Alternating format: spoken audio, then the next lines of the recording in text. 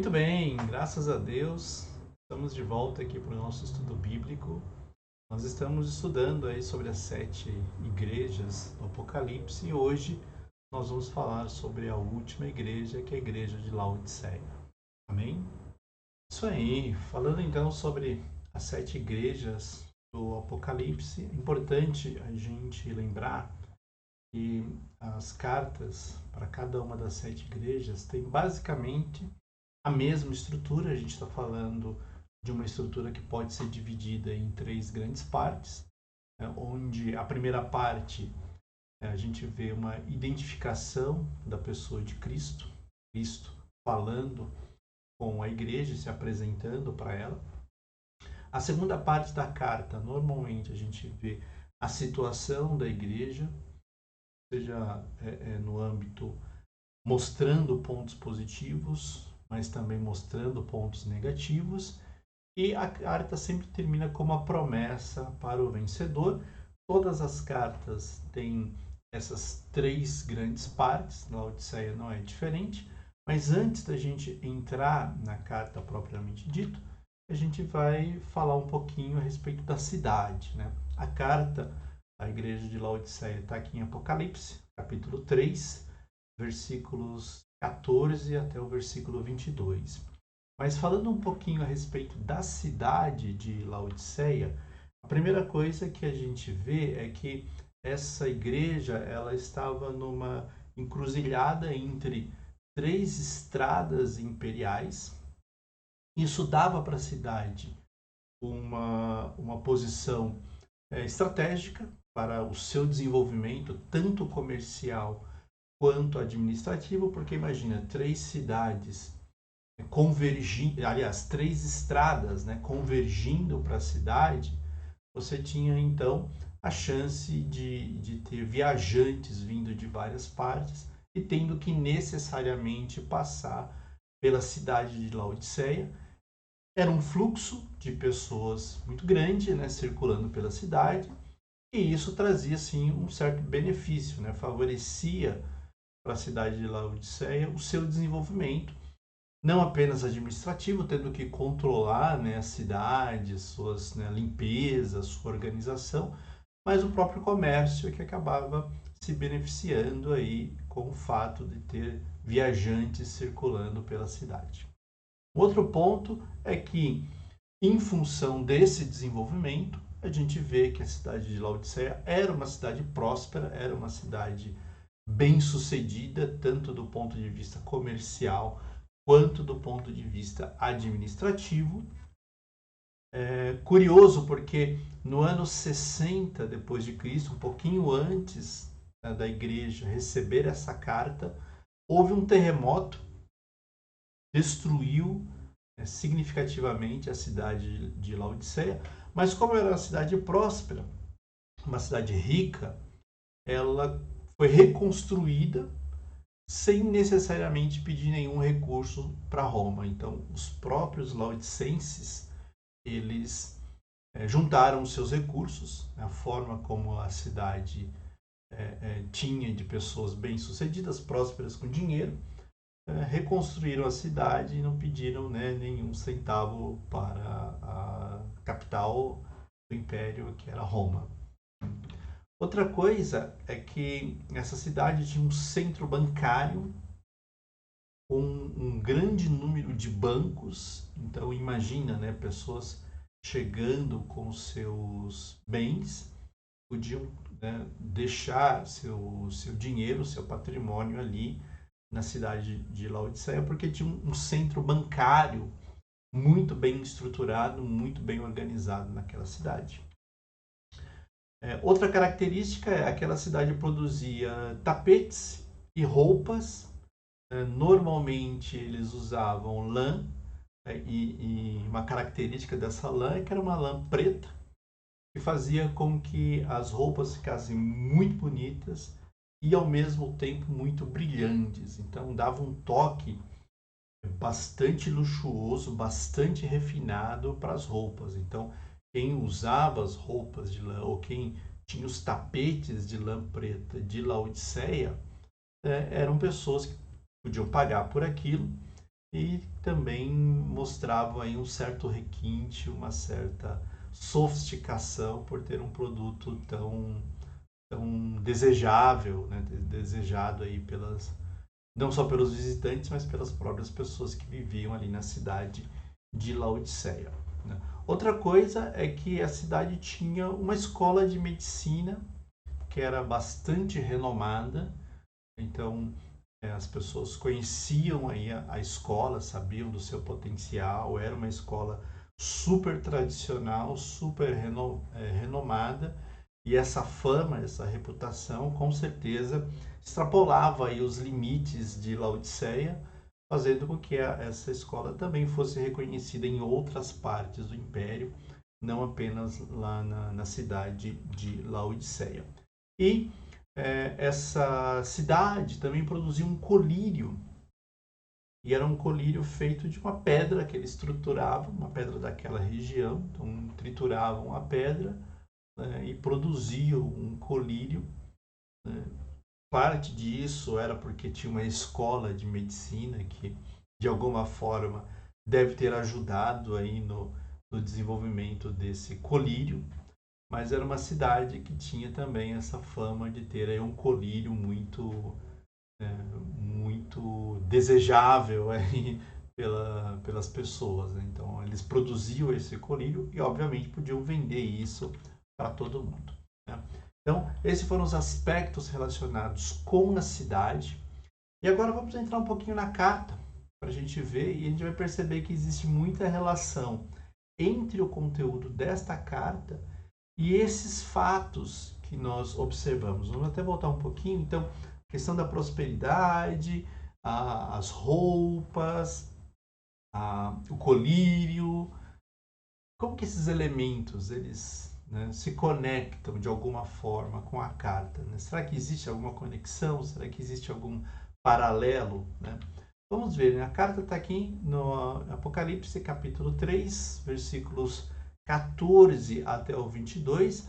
Lembrem que em todas as cartas a gente tem uma divisão em 3 partes, e aqui está exatamente essas 3 partes. Então, a carta começa no versículo 14, ao anjo da igreja em Laodiceia: escreva essas coisas, diz o Amém, a testemunha fiel e verdadeira, o princípio da criação de Deus. Então está aqui Jesus se apresentando para a igreja, mostrando, né, que ele é a testemunha fiel e verdadeira. Então ele pode dizer a respeito das coisas, né, sem sombra de dúvida, sem sombra de engano, sem nenhum tipo de mentira, porque ele é a testemunha fiel e verdadeira. Então os fatos que são relatados nessa carta são verídicos.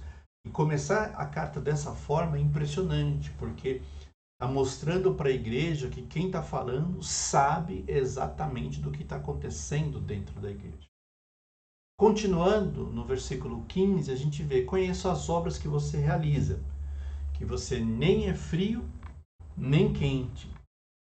Quem dera você fosse frio ou quente, né? Então, na sequência, a gente já vê, né, Cristo fazendo uma crítica bem dura para a igreja de Laodiceia, dizendo que, olha, eu conheço as obras que você realiza, e elas não são nem quente e nem fria.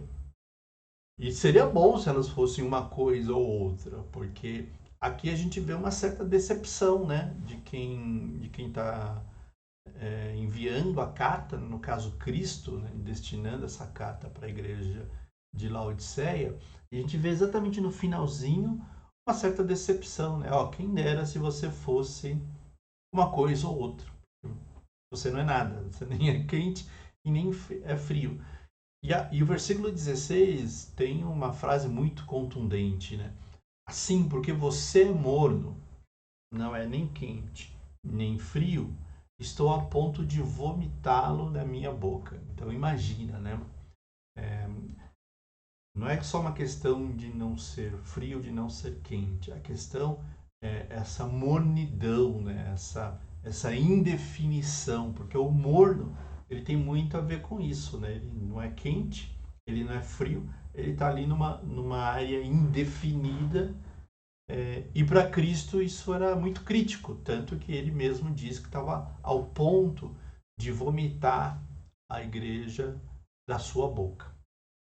Você diz: sou rico, estou bem de vida e não preciso de nada.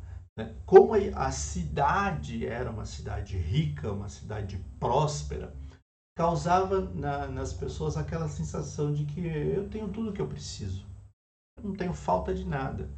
O que eu quero ter, eu vou lá e tenho. E parece que essa realidade também acontecia dentro da igreja, uma igreja que se achava autossuficiente, que podia resolver as suas coisas, que sabia muito bem do que estava fazendo, que não precisava de ajuda de ninguém. Né? E isso é curioso porque a igreja, na verdade, é um corpo. E o corpo, ele depende única e exclusivamente da cabeça, que é Cristo. E ver alguém dizendo que não precisa de nada, tá? Soa inclusive que não precisa nem de Cristo. E isso era uma crítica para aquela igreja, porque como uma igreja não precisa de nada? Nós somos completamente dependentes do Senhor, né? E aí Jesus continua: mas você não sabe que é infeliz. Então imagina, né, a igreja achando que não precisava de nada, que estava tudo bem, tinha a sua riqueza, tinha os seus valores, mas não percebia que, tirando toda essa aparência, tirando toda essa questão mais humana, né, da riqueza, havia na igreja um sentimento de infelicidade. Ali as pessoas eram infelizes.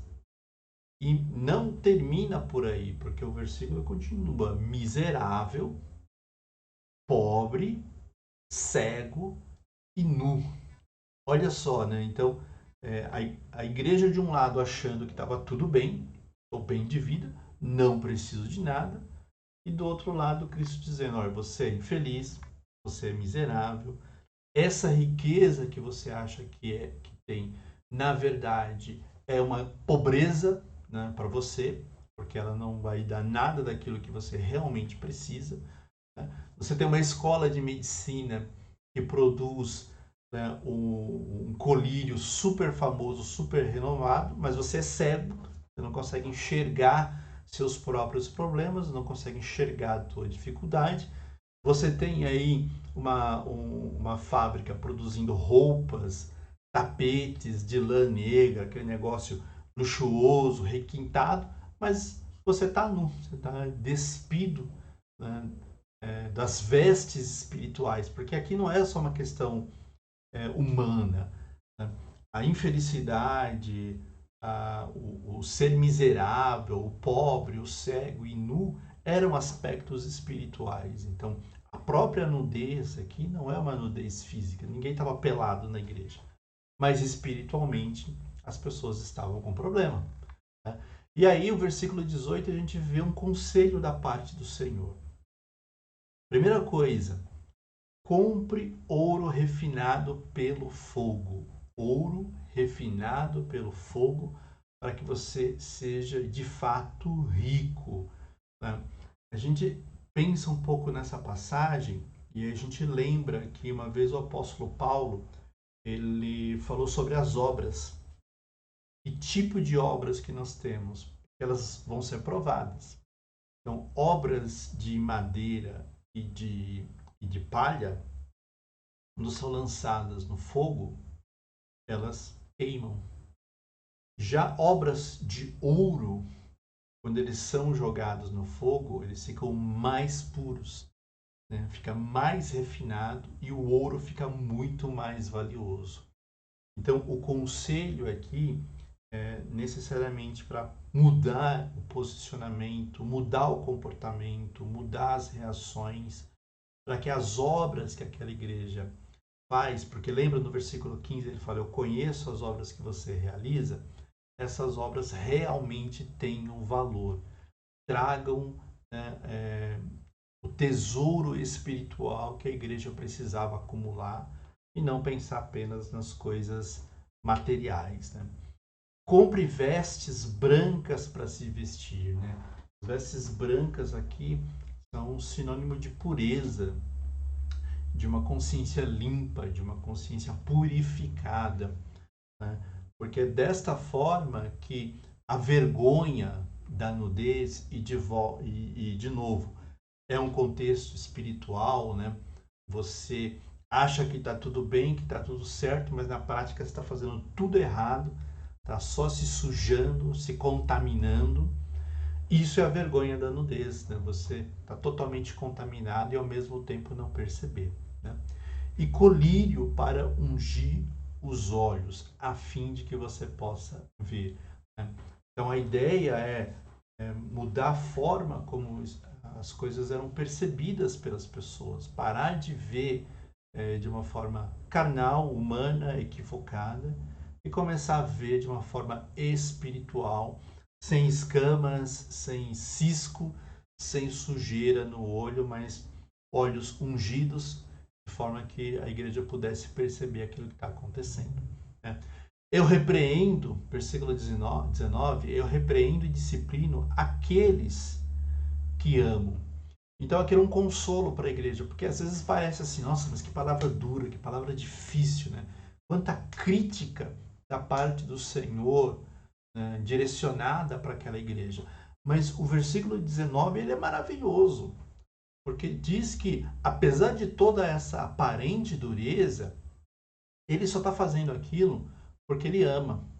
Eu repreendo e disciplino aqueles que amo. Então, no final das contas, Cristo se importava com aquela igreja.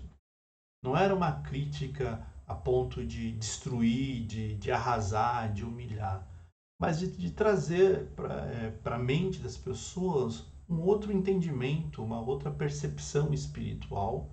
E Cristo queria que essas pessoas tivessem isso, porque acima de tudo, ele amava aquela igreja, né? Eu repreendo, disciplino aqueles que amo, e isso também servia para a igreja de Laodiceia. Às vezes a gente pensa só na crítica, só na dureza da palavra, mas a atitude do Senhor de estar repreendendo e disciplinando aquelas pessoas é porque no fundo ele amava, não queria que aquelas pessoas se perdessem, fossem destruídas. Por isso que ele fala, seja zeloso e arrependa-se, porque são exatamente estas duas atitudes que trariam diferença para a igreja.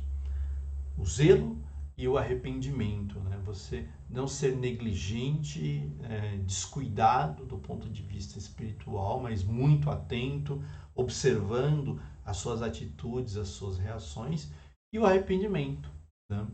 E o versículo 20, né? Eu acho um versículo lindo, né? Eis que estou à porta e bato.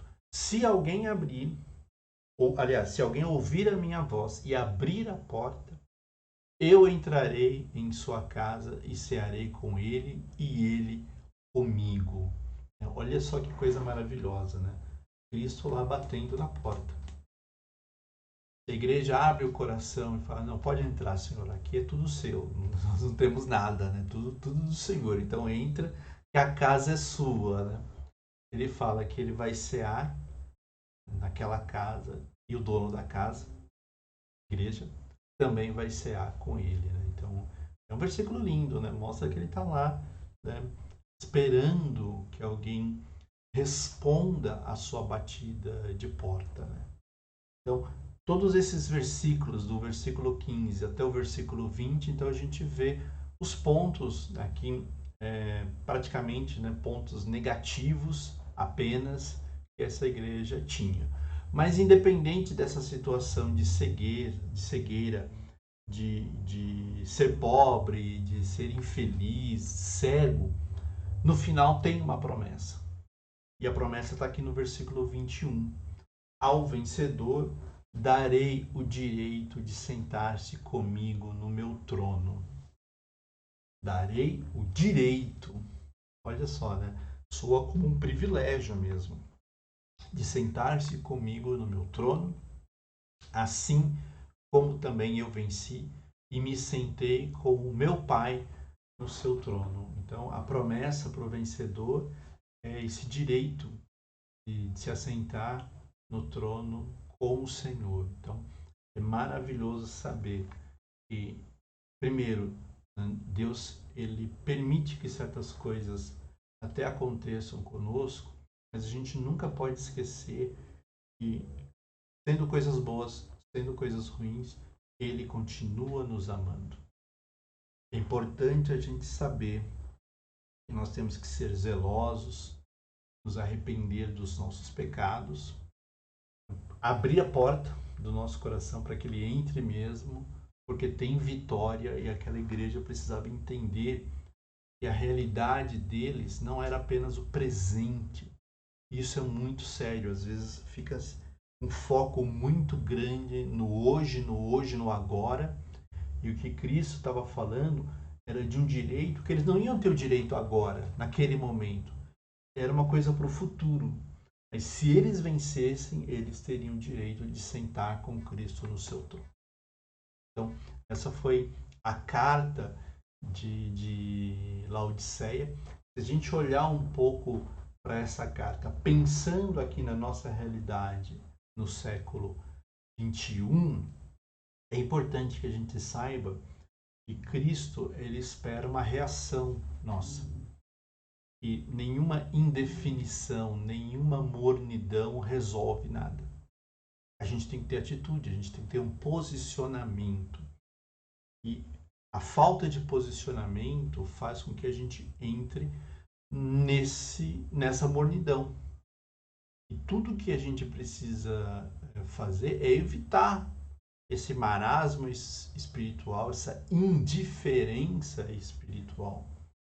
Se está acontecendo bem, se não está acontecendo, tudo bem também, a vida está aí, eu vou viver do jeito que dá, do jeito que pode, do jeito que eu quero. Não pode ser assim. Né? A gente precisa identificar alguns elementos que estão presentes na nossa vida. Por exemplo, aquilo que faz com que a gente seja infeliz. A mornidão tira essa percepção espiritual. Então, às vezes a pessoa está na igreja e não está feliz. Fica olhando para o mundo, será que se eu estivesse lá no mundo eu seria mais feliz? Porque aqui eu não sou.